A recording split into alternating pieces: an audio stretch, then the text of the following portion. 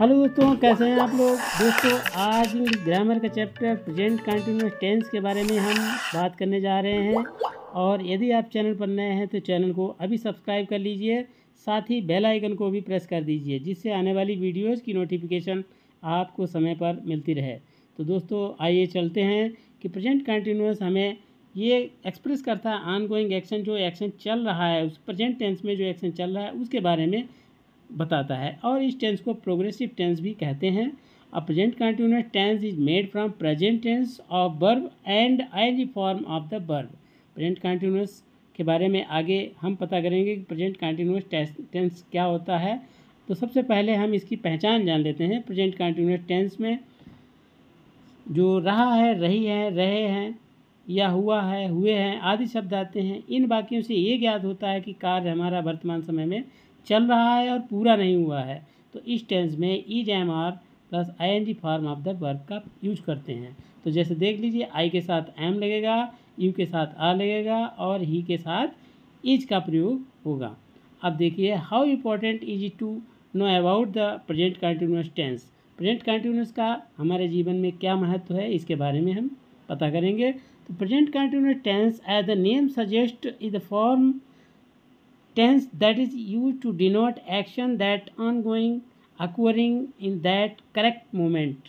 तो current moment में जो भी कार्य चल रहा है उसके बारे में बात की जाती है। अब आइए, अफर्मेटिव सेंटेंस में subject plus is am are present participle plus verb की आईएनजी फॉर्म हम लगाते हैं। दूसरा आता है इसका रूल, देखिए, ही सी इट और इन सिंगुलर सब्जेक्ट के साथ इज लगाकर वर्ब में आईएनजी लगाते हैं।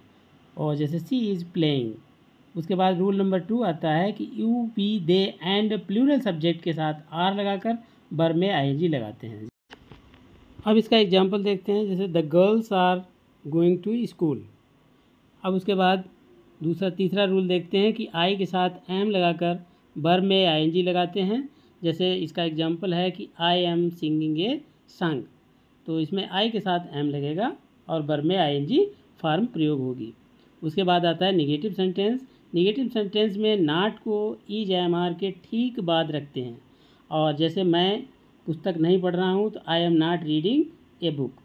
उसके बाद आता है इंट्रोगेटिव सेंटेंस। तो जैसे रूल इसका पहला है कि is am are plus subject verb में आईएनजी फॉर्म।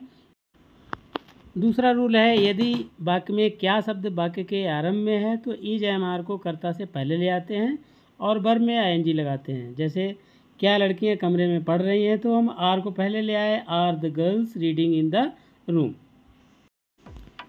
अगला रूल है, यदि प्रश्नवाचक शब्द वाक्य के बीच में है तो उसकी अंग्रेजी सबसे पहले लाते हैं, फिर इज एम आर को कर्ता के अनुसार वाक्य में वर्ब में आईएनजी लगाते हैं। जैसे तुम वहाँ क्यों जा रहे हो, तो why are you going there.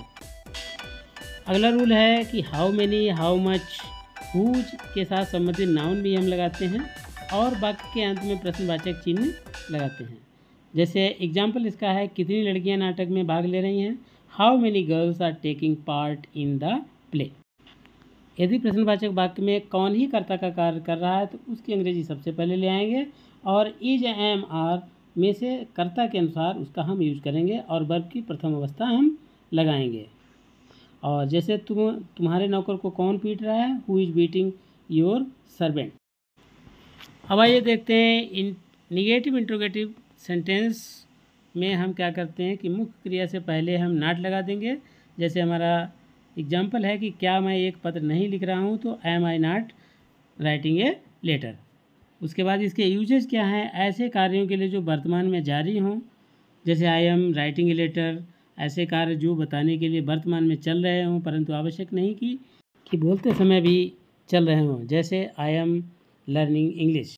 इस टेंस में पूर्व नियोजित कार्यक्रमों को व्यक्त करने तथा भविष्य काल का बोध कराने के लिए टुमारो, नेक्स्ट वीक आदि शब्दों का प्रयोग होता है।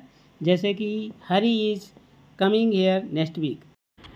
नेक्स्ट वीडियो में फिर मिलते हैं, तब तक के लिए बच्चों जय हिंद।